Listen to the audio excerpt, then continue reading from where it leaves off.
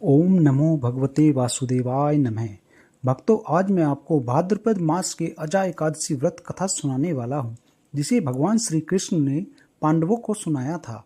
भगवान श्री कृष्ण ने धर्मराज युधिष्ठिर से कहा, हे कुंती पुत्र, भाद्रपद माह के कृष्ण पक्ष की एकादशी को अजा एकादशी कहते हैं। इसका व्रत करने से सभी पाप नष्ट हो जाते हैं।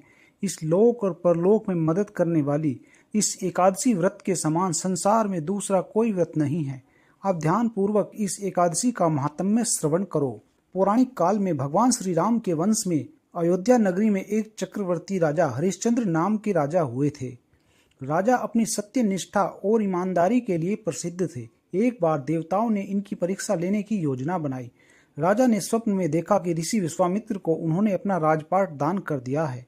सुबह विश्वामित्र वास्तव में उनके द्वार पर आकर कहने लगे, तुमने स्वप्न में मुझे अपना राज्य दान कर दिया। राजा ने सत्यनिष्ठ व्रत का पालन करते हुए संपूर्ण राज्य विश्वामित्र को सौंप दिया। दान के लिए दक्षिणा चुकाने हेतु राजा हरिश्चंद्र को पूर्व जन्म के कर्म फल के कारण पत्नी, बेटा एवं खुद को बेचना पड़ा। हरिश्चंद्र को एक डोम ने खरीद लिया, जो शमशान भूमि में लोगों के दाह संस्कार का काम करवाता था। स्वयं वह एक चांडाल का दास बन गया। उसने उस चांडाल के यहाँ कफन लेने का काम किया, किंतु उसने इस आपत्ति के काम में भी सत्य का साथ नहीं छोड़ा। जब इसी प्रकार उसे कई वर्ष बीत गए तो उसे अपने इस नीच कर्म पर बड़ा दुख हुआ और वह इससे मुक्त होने का उपाय खोजने लगा। वह सदैव इसी चिंता में रहने लगा कि मैं क्या करूं, किस प्रकार इस नीच कर्म से मुक्ति पाऊं। एक बार की बात है, वह इसी चिंता में बैठा था कि गौतम ऋषि उसके पास पहुंचे। हरिश्चंद्र ने उन्हें प्रणाम किया और अपने दुख भरी कथा सुनाने लगे। राजा हरिश्चंद्र की दुख भरी कहानी सुनकर महर्षि गौतम भी अत्यंत दुखी हुए और उन्होंने राजा से कहा, हे राजन, भादो माह के कृष्ण पक्ष की एकादशी का नाम अजा है। तुम उस एकादशी का विधान पूर्वक व्रत करो तथा रात्रि को जागरण करो। इससे तुम्हारे सभी पाप नष्ट हो जाएंगे। महर्षि गौतम इतना कहकर आलोप हो गए। अजा नाम की एकादशी आने पर राजा हरिश्चंद्र ने महर्षि के कहे अनुसार विधान पूर्वक उपवास तथा रात्रि जागरण किया। इस व्रत के प्रभाव से राजा के सभी पाप नष्ट हो गए। उस समय स्वर्ग में नगाड़े बजने लगे तथा पुष्पों की वर्षा होने लगी। उन्होंने अपने सामने ब्रह्मा, विष्णु, महेश तथा देवेंद्र आदि देवताओं को खड़ा पाया।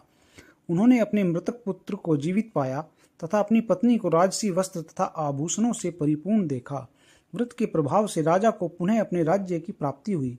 वास्तव में एक ऋषि ने राजा की परीक्षा लेने के लिए यह सब कौतुक किया था, परंतु अजा एकादशी के व्रत के प्रभाव से ऋषि द्वारा रची गई सारी माया समाप्त हो गई और अंत समय में हरिश्चंद्र अपने परिवार सहित स्वर्गलोक को गया।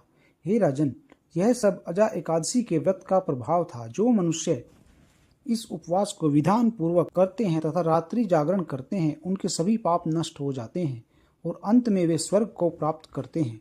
इस एकादशी व्रत की कथा के श्रवण मात्र से ही अश्वमेध यज्ञ के फल की प्राप्ति हो जाती है। इसी के साथ अजा एकादशी व्रत कथा पूर्ण हुई। सुनने वाले सभी भक्तों पर भगवान श्री कृष्ण की कृपा बनी रहे। ओम नमो भगवते वासुदेवाय।